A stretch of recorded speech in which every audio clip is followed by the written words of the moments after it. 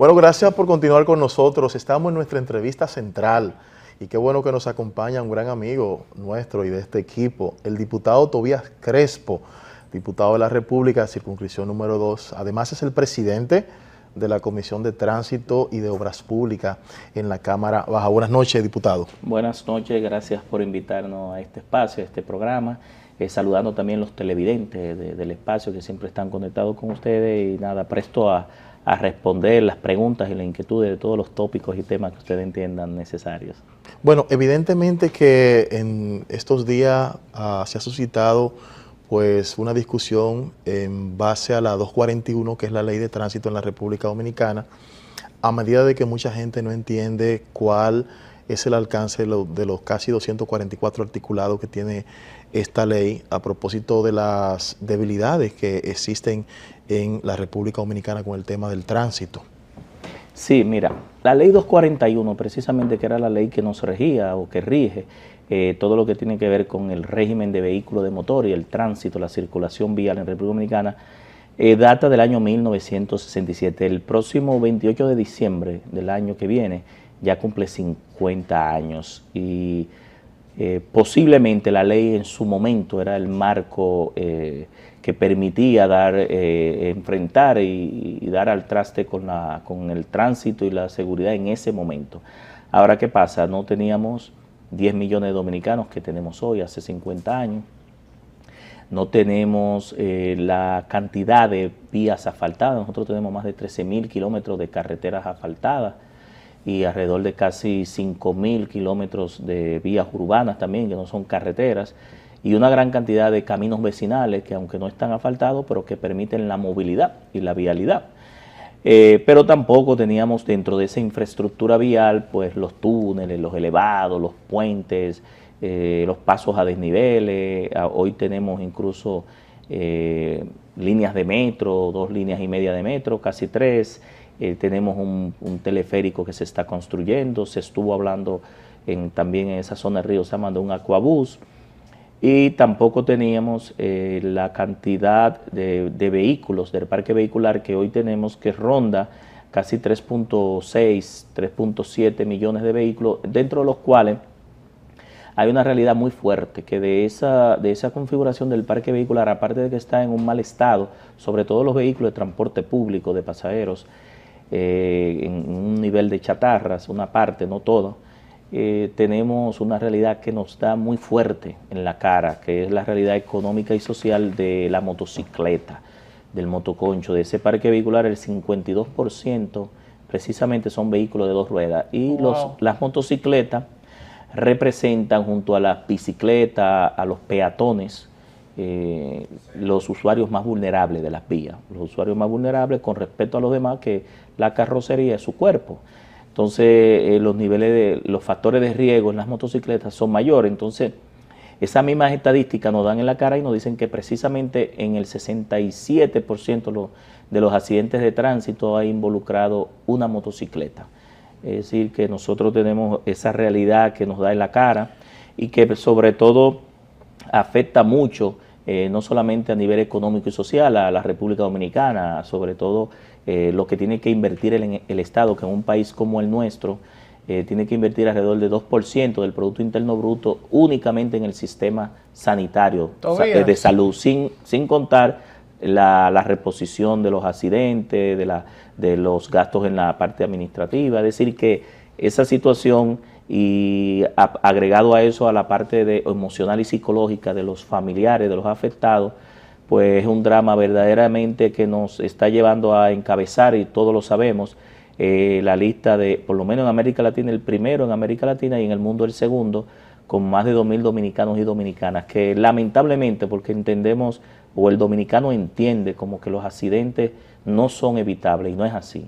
El 98% de los accidentes son evitables, son prevenibles, sobre todo atacando el 90% del factor humano, que es el que principalmente provoca los accidentes, y luego el 10% está distribuido entre el factor vía y el factor vehículo, pero el 90% del control, de la regulación de los accidentes se puede prevenir. Tobías, usted ha puesto una brillante exposición y un dominio muy claro del tema.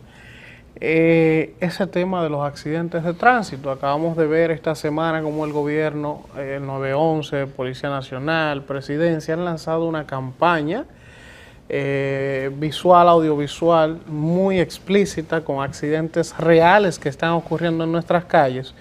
Y entonces, partiendo de esta explicación que usted nos da, uno sabe que el problema de los accidentes de tránsito, en primer lugar, se han convertido en la principal causa de muerte en la República Dominicana, por encima de los homicidios, por encima del cáncer, por encima de todo, y que es un problema multifactorial.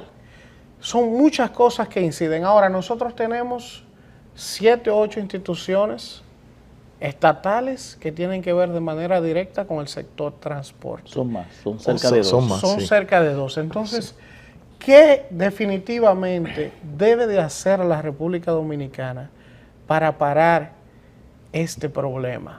Bien, lo primero es que felicitamos la decisión del gobierno central de establecer esta campaña de prevención sobre el tema de los accidentes de tránsito y las implicaciones que tienen esto en el pueblo dominicano, y que antes lo había iniciado este mismo gobierno de Danilo Medina hace alrededor de 3 o 4 años con unos 6 spots. Yo creo que esto debe mantenerse. Lamentablemente, en todo eso que nosotros estamos viendo ahí en pantalla, son dominicanos, es decir, son reales, es decir, que ahí hay dominicanos y dominicanas que cuando lo vean se van a acordar del drama humano, del drama emocional y psicológico de esas familias que perdieron ahí o que posiblemente están en silla de ruedas, con clavos o con lesiones permanentes.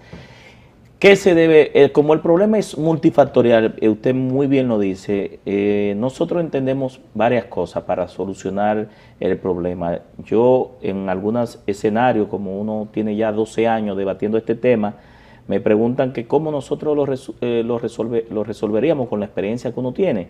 Uno a veces, para darle de lado a la complejidad del problema, porque es muy complejo, uno dice, bueno, a Dios rogando y con el mazo dando. Eso tiene su esencia, eso es educar, educar, educar, y si te sales de la raya, el régimen de consecuencia, viene la sanción. Quiere decir que falta un tema de voluntad política entonces en el asunto voy a ese tema ahora. Del transporte. Entonces, sí, yo digo que cuando digo a Dios rogando hay que crear una nueva cultura ciudadana, concientizar, más que educar, porque aquí habemos dominicanos, ingenieros, maestría, doctorado, muy educados, pero con una falta de conciencia, de respeto a los derechos de los demás, de respeto a la vida, que no tienen conciencia y que no respetan los derechos del otro. Pero por el otro lado, la parte sancionadora, que se cobre las multas, que haya un régimen de consecuencia, para que luego de yo tratar de, y por eso el proyecto nuestro apuesta a la educación vial en las estancias infantiles, en la educación básica y media, para lograr una nueva generación con una cultura ciudadana diferente de comportarse como peatones, como pasajeros, como conductores en la vía pública. Y por el otro lado, vuelvo a repetir, que ese régimen de consecuencia aplique. Pero sobre todo, y muy bien lo decía Freddy, yo digo que 3 cosas se deben de dar, 3 o 4 cosas. Por un lado, debe haber voluntad política, y sobre esa voluntad política enfrentar y encarar el problema con determinación. Porque, ¿por qué digo esto? En España, Zapatero, Rodríguez Zapatero y varios candidatos presidenciales mandatarios pusieron el tema de la seguridad vial y lo pusieron en la agenda política, en la agenda pública. Y España, que tenía 8.500 españoles que morían todos los años, estableció con esa voluntad política un plan estratégico de seguridad vial que debe darse en el mediano y el largo plazo, no solamente, por ejemplo, el tema de estas campañas que pueden ser circunstancial, sino que deben mantenerse y sostenerse en el tiempo para ir logrando bajar los índices de inestabilidad. Yo digo que si podemos bajar 1.000 dominicanos a esos 2.000 que nosotros estamos viendo todos los años, porque 6 personas mueren todos los años, quedaríamos en 16 fallecidos por cada 100.000 habitantes, que es la media de América Latina, es decir, por lo menos bajar a la media de América Latina. Entonces, primero... Porque ahora le estamos doblando. Doblando, 29.3 el último informe. Bueno, el año pasado 3.000 murieron. Bueno, esta campaña dice que son 3.000. Sí, la estadística oficial hablan de 1.976, pero ¿qué pasa? Ahí hay un subregistro. Exactamente. Aquí no hay una compatibilización de la data con por el tema de la a digitalización Salud Pública, Exacto. a ME, la Procuraduría y diferentes instituciones, por eso la dispersión. Entonces también las mismas instituciones no quieren transparentar las estadísticas para que no se sepa realmente el drama real. Pero ¿qué hace la OPS y la OMS? Que esas estadísticas que muestran las autoridades policiales, sobre todo, y la Procuraduría, que son 1976, y sobre todo en países como estos, hacen un ajuste de un 30%. Es decir, hacia que a arriba. eso, hacia arriba, tú tienes que ajustar que son los que fallecen en el traslado de donde ocurre el accidente hacia la clínica o el centro de salud, o fallecen en los primeros 30 días en el sistema sanitario, en el sistema de salud. Es decir, luego de los 30 días ya la OPS considera que no fue producto del accidente, pudo haber sido porque no tenía seguro, una mala atención médica, no tenía recursos o se le complicó con otra patología que tenía ese afectado por el accidente de tránsito. Pero se estima los 30 días como el punto para tener unas estadísticas confiables, para analizar los costos incluso del accidente. Entonces yo entiendo que debe haber voluntad política, porque por ejemplo cuando el presidente de la República, Danilo Medina, habló de la tanda extendida, habló de la construcción de escuelas, habló del plan de alfabetización, habló de las visitas sorpresa, todos los ministros del 911, todos los ministros, todos los directores generales, todos los funcionarios le caen atrás al primer mandatario, porque es la voluntad expresada no solamente en su discurso, sino en su programa de gobierno, que hay que convertirlo en realidad. Y por suerte, y yo digo esto, el presidente de la República lo habló en su lanzamiento de campaña, lo habló en el almuerzo con los medios de comunicación, un almuerzo que tuvo con la Cámara Americana de Comercio. En el discurso de toma de posesión habló de la aprobación del proyecto nuestro, habló de transporte y de seguridad vial, y posteriormente, después de ese discurso, prometió unos decretos, ya dio uno de ellos, que es el que crea la Comisión Presidencial para la Seguridad Vial. Es decir, el presidente de la República ha dado muestras claras desde el lanzamiento de su campaña en abril, marzo, por ahí, en el Palacio de Deportes, hasta ahora que hay esa voluntad. Entonces, luego de esa voluntad, ¿qué debe darse? La aplicación de recursos presupuestarios para el sector, porque con mucha buena voluntad se llega al mismo punto y no movemos. Es decir, hay que aplicar recursos para la seguridad vial, para el sector, porque de nada sirve tener una buena ley, por ejemplo, que el proyecto nuestro se apruebe y que no estén los recursos. Pero es que los recursos sí, y exacto, como dice, tenemos que irnos a la pausa. Los recursos están porque hablábamos de 12 instituciones. Sí, están, 12 instituciones. Pero hay que encauzarlo hacia 12 instituciones que van a unificarse. A unificarse y que están en el mismo sector transporte. Sí. Es importante cuando retornemos de la pausa hablar sobre ese mismo tema. Hablar sobre ese mismo tema y ver entonces qué pasa con esta información que sale de impuestos internos. Cuando uno le pregunta a su directivo, dicen, es que no puedo darle una matrícula, una placa a los motores, porque vienen desarmados por aduana, muchos de esos motores. Y entonces en la República Dominicana tenemos una gran cantidad de motoristas que no están registrados. Pero eso cuando regresemos. Multifactorial el tema. Cuando regresemos.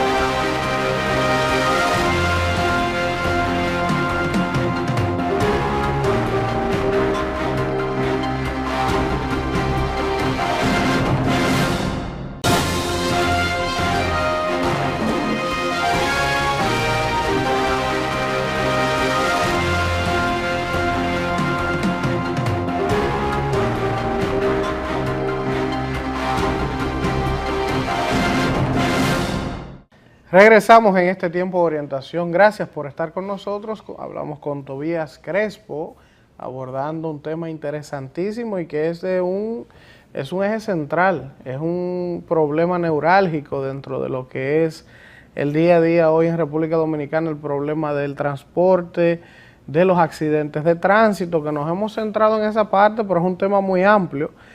Todavía dejábamos en el tintero la pregunta del tema de la unificación de esas instituciones, del tema de los recursos y del tema de las motocicletas que entran desarmadas por aduana y que no hay manera de impuestos internos matricularlas.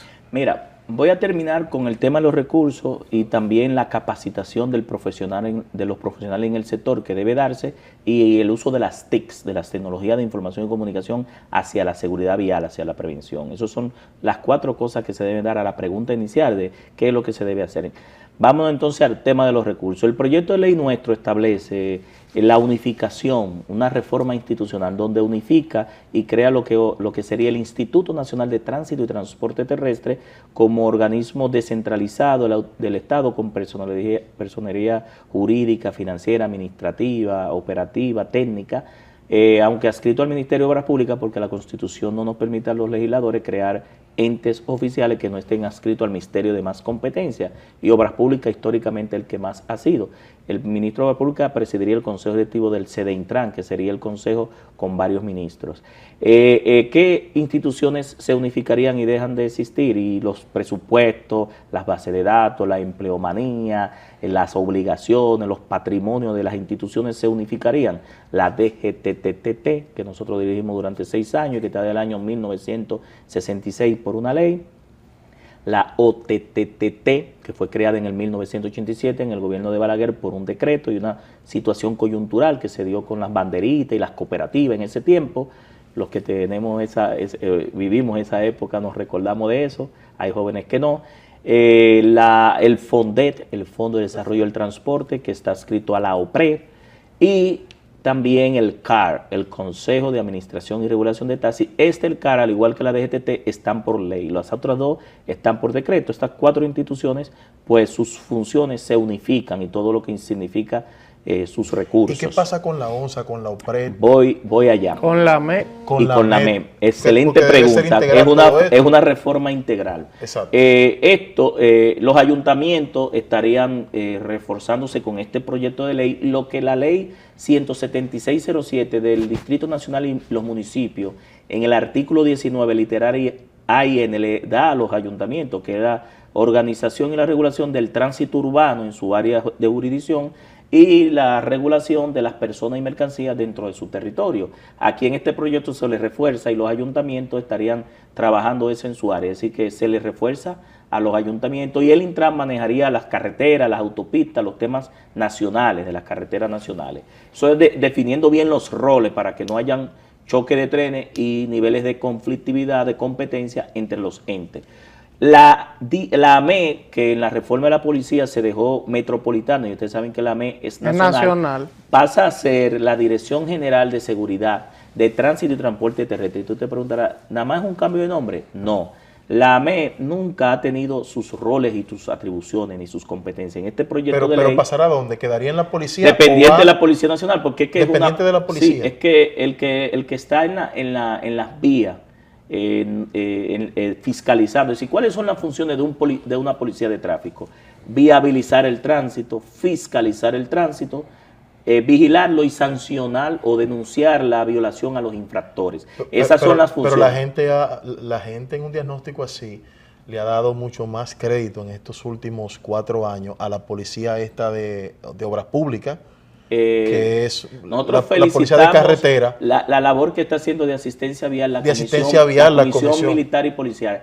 Un abrazo a nuestro amigo el general Gonel. Al general Gonel, pero sí, es parte de los problemas. Todos esos recursos que se le está dando a la Comisión Militar debe ir a la ME, porque los militares no son el auxiliar, del Ministerio Público. Los que están facultados por ley para a poner las multas de infracción son los agentes de la AME. Entonces, mucha gente entiende en las carreteras que la Comisión Militar ha sustituido a la AME porque tienen más recursos. Entonces, a la AME que se convierte... Pasa es que es una comisión más como para seguridad, según lo que ha explicado el mismo general Gonel, y más de asistencia vial y para auxiliar. Mira, yo estuve en Obras Públicas 6 años. Sí. La comisión era militar, no era policial, se le agregó policial. Pero aparte de eso, se le han dado recursos que no se le ha dado a la AME. Entonces, ¿qué pasa? La función de la Comisión Militar, que no es un cuerpo especializado como el CESTUR, como el CESFRON, como el CESFRON, y que está por vía administrativa, porque los cuerpos especializados están en la Constitución y están por ley. Están por decreto del presidente. Sí, entonces, su función básica es salvaguardar la seguridad de los puentes, los túneles, los elevados, de la infraestructura vial para que no se roben las barandas de los puentes, la barrera de seguridad, pero se le ha ampliado y se le ha dado la función de asistencia vial, que no es que se le quite esa función, yo entiendo que debe seguirse dando, pero entra en conflicto con una funcionalidad que realmente debe descansar en esa policía que en todos los países del mundo tiene recursos de camionetas para vigilar y sancionar, tiene radares, tiene alcoholímetros, tiene radio de comunicación. Entonces, cuando hablaba de que eran 8 instituciones, yo decía que era más, es porque se están desvirtuando y con el tiempo se van agregando más funciones. Entonces, vamos agravando el problema. Más. Y felicitamos, vuelvo y repito, no estoy en contra, felicitamos a nuestro amigo el general Bonner y al ministro de Obras Públicas, pero esos recursos y esas funciones deben ir a... Hablábamos de la ONSA y de la OPRED. Voy a ir. El tema de la ONSA y la OPRED. La ONSA y la OPRED son prestadoras de servicio de transporte, operadoras. En este proyecto, ¿qué nosotros hacemos? Como debe de ser. Ellos compiten por los pasajeros de los demás prestadores, ¿verdad? Llamados sindicatos o federaciones. Entonces la ONSA pasa a ser una empresa prestadora pública del gobierno, no una oficina como es actualmente, sino una empresa pública o mixta, pública-privada, para que también pueda recibir capital privado, para tener flotas de autobuses y corredores a nivel nacional y no metropolitano. Y no sería más factible dentro del mismo instituto, por lo de que el gobierno tiene que garantizar el transporte, la seguridad vial y todo esto. No, lo que pasa es, Freddy, que el instituto es el regulador y tú no puedes ser juez y parte. Nosotros en este proyecto, cuando hablo de una reforma institucional, es definiendo los roles. Es como, por ejemplo, AME. AME ahora mismo en el Gran Santo Domingo da las rutas, pero no puede ser juez y parte. La persona que da la ruta no puede fiscalizar y sancionar a los violadores, porque puede haber conflicto de interés. Entonces AME no está para dar ruta. Se le dio por un decreto, pero eso es incorrecto. AME está para vigilar, viabilizar, fiscalizar y sancionar a los violadores, porque la autoridad, en el único país que la policía da ruta es en República Dominicana, la AME, y la OTT la da en la interurbana. Oigan todas las distorsiones. Perdóname que no se porque es un tema tan amplio. O sea, este proyecto de seguro que lleva una reformulación real de la ley con un plan estratégico, un plan operativo, un POA, hay tantas curiosidades porque es tanta la violación que existe en nuestro país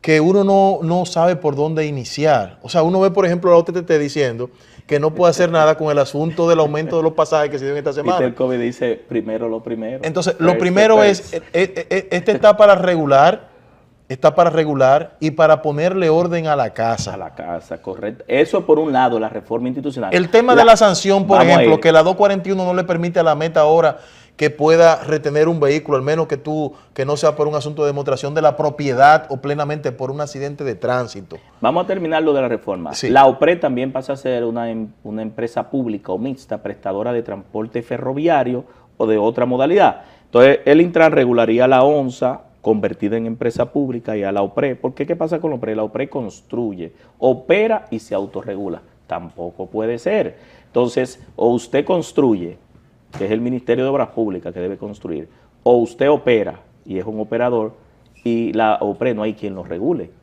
No sé si me entiendes. ¿Sí?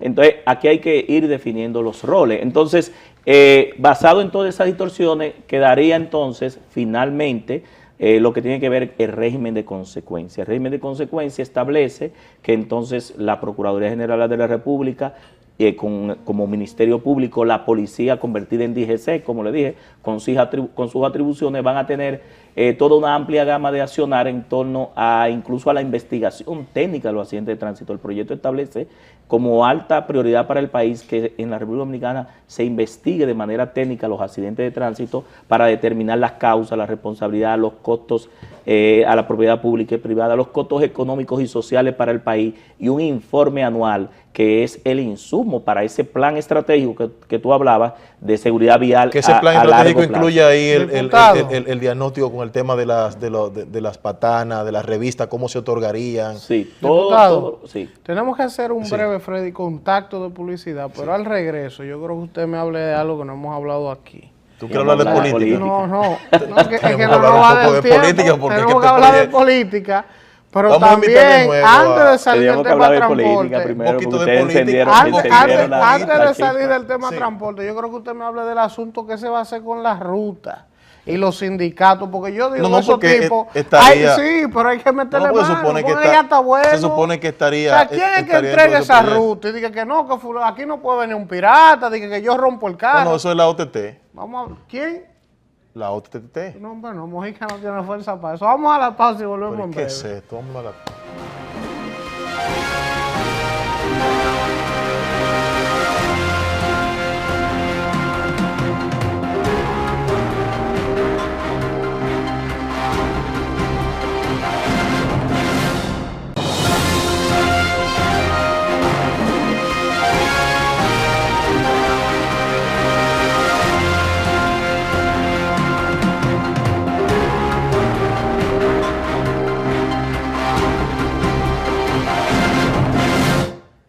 Gracias por continuar con nosotros en este tiempo de orientación. Diputado, la última del tema transporte para que pasemos a hablar de política también.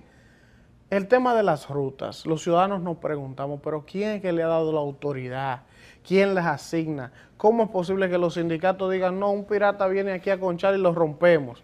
Es un tema, ¿cómo se va a regularizar Mira, eso? el transporte terrestre, porque esta ley se llama movilidad, transporte terrestre, tránsito y vial, se ha desarrollado en el país por uso y costumbre. No ha habido una ley que defina, y esta ley sí lo establece. Esta ley define que las rutas son del Estado, que es el que las construye y las conserva, que las opera, en el caso de la ONSA o de LOPRE, si quiere operarla, pero no es su función básica, o las terceriza o las concesiona a través de una licencia de operación de esa ruta a un prestador de servicio de transporte que tiene que formalizarse y organizarse. El Intran no va a ver a estos entes como sindicatos o federaciones, sino o SRL, empresa de único dueño, o CEPORA, o cualquier tipo de asociatividad que permita la Constitución y las leyes, y que cumplan con los niveles de servicio de esa ruta, frecuencia, itinerario, pasajeros transportados, vehículos en buen estado, capacitación de los choferes y seguridad sobre todo y servicio al usuario. Y finalmente también establece que las tarifas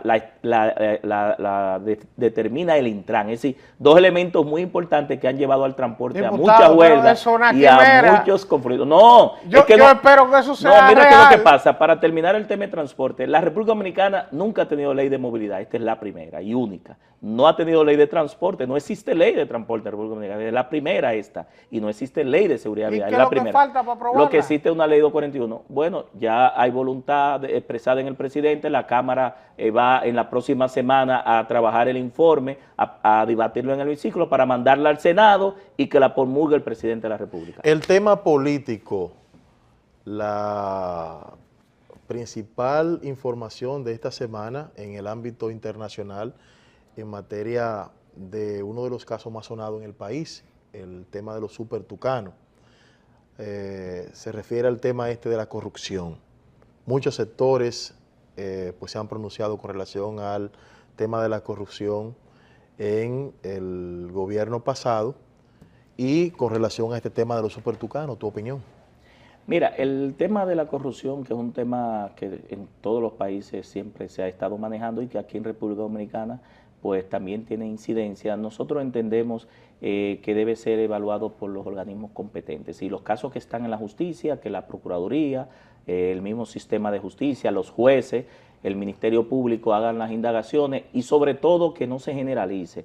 Yo soy legislador, este es mi segundo periodo, tuve 6 años como legislador y cuando se generaliza se incluye a todo el mundo y se embarra a todo el mundo. Yo creo que aquí hay que empezar a verdaderamente agarrar el toro por los cuernos y a denunciar con nombres, con evidencia, pero con sustentación de prueba para no dañar honras ni que el morbo, ¿verdad?, lleve a que se embarre a todo el mundo en temas que realmente no está todo el mundo. Entonces aquí hay que saber cómo este tema de la corrupción, para que no tampoco le quitemos el mérito a la lucha contra la corrupción, porque entonces al generalizar los casos no son llevados como debe de ser, se introducen variables que a veces afectan la verdadera lucha de la corrupción, que no debe ser nada más la parte represiva y correctiva, sino también la parte preventiva. Y nosotros en la República Dominicana tenemos demasiados mecanismos para sancionar la corrupción. Entonces yo entiendo que los mecanismos que están establecidos pues que se apliquen y que en definitiva pues nosotros podamos poder ir combatiendo un flagelo que cuando le quita un peso a la salud, le quita un peso a la educación, a la vivienda, al medio ambiente, a la seguridad ciudadana, los dominicanos tienen menos calidad de vida. Diputado, un tema espinoso, muy poca gente le gusta tratar. El PLD tiene 16 de los últimos 20 años, ¿verdad?, dirigiendo el Estado Dominicano. Dice que lo que está resultando, lo que está funcionando no se cambia. Eso es una máxima en el béisbol, en todos lados. Pero en los últimos acontecimientos han demostrado que en las bases del PLD, medias y bajas, hay un clamor, hay un tema de lógica de que quieren seguir evolucionando, creciendo. Por ejemplo, los presidentes de intermedio, la gente que dirige institucionalmente el partido con 15 años al frente de esas posiciones y muchísima gente preparada para ocupar esos puestos. ¿Qué va a hacer el PLD cuando otros partidos, por ejemplo, su principal rival, el PRM, vamos a decirlo así ahora mismo, le ha dado paso a una generación de gente como Farideh Raful, David Collado, Eduardo Sanz Lobatón, Wellington Arnaud, un grupo de jóvenes listos, preparados, y cuando usted compara con la acera del frente generacionalmente, no parece que en el PLD hay un relevo, y no es porque no están los jóvenes listos. En la capital el más joven soy yo, y tengo 48 años. ¿Me entiende? Y no es porque los jóvenes del PLD no estén interesados, es que ahí parecería un tapón. Tú te mantienes bien. Que no los deja cruzar. ¿Qué es lo que va a pasar en el PLD? Mira, el PLD, precisamente y lamentablemente desde el Congreso Profesor Juan Bosch, que lleva precisamente el nombre de nuestro fundador, eliminó los círculos de estudio, aperturó el partido y se masificó. Pero ahí no vino el problema, porque tú dirás, bueno, la masificación fue que trajo el problema en el PLD, y no es así, porque todavía el PLD lo sigue dirigiendo una cúpula que es la misma que acompañó a don Juan cuando fundó el PLD el 15 de diciembre. Nosotros, en el caso particular, que cumplimos 30 años en el PLD en el 16 de agosto pasado, mi primer voto fue en el 86 por don Juan, y he pasado todas las etapas en el PLD de simpatizante, circulista, tuve la dicha de ser circulista, es decir, vengo del viejo PLD y estoy en el nuevo PLD, dirigente medio, soy presidente de intermedio ya 16 años, del año 2000, soy presidente de intermedio y he sido vicesecretario, soy vicesecretario de la Secretaría de Asuntos Primarios y Profesionales, he dirigido bloques, he dirigido campaña y he dirigido la nuestra también. Entonces nosotros entendemos que estos 16 años el PLD ha perdido una generación de los hijos nuestros con respecto no solamente a la formación política, sino a la concientización de lo que es un partido que permita, según lo dijo el expresidente Leonel Fernández, gobernar hasta el 2044. Yo no creo que nosotros lleguemos al 2044 en el gobierno con este PLD. Con este PLD nosotros no vamos a llegar al 2044. Este PLD necesita verdaderamente que se restablezca la democracia, y aún nosotros que tenemos 15 años en el intermedio nos sometemos al escrutinio. Y incluso mi hermano Manuel, que yo le decía a Freddy, tiene un proyecto de relevo democrático. Manuel tiene 45 años, lo llevan de asesor, el más joven lo ponen de asesor, y los jóvenes están en los viejos están en los ministerios y están en las instituciones, y un joven como Manuel lo pensionan con 30 y pico de años. Entonces nosotros, pensando de esa forma, difícilmente podamos seguir siendo exitosos, porque como dijo el mismo presidente Leonel Fernández y presidente del partido, los últimos 18 años nos hemos estado dedicados más a elecciones que a promover un relevo. Tobías, gracias. Gracias, el tiempo, ya tú sabes, en televisión se va rápido. Señores, gracias por acompañarnos. Feliz fin de semana. Por invitarme a hablar de este tema. Que no tenemos el temor, porque creemos que debemos formar un relevo para que el PLD siga hasta... Claro que sí. Feliz fin de semana. Buenas noches. Tiempo en televisión.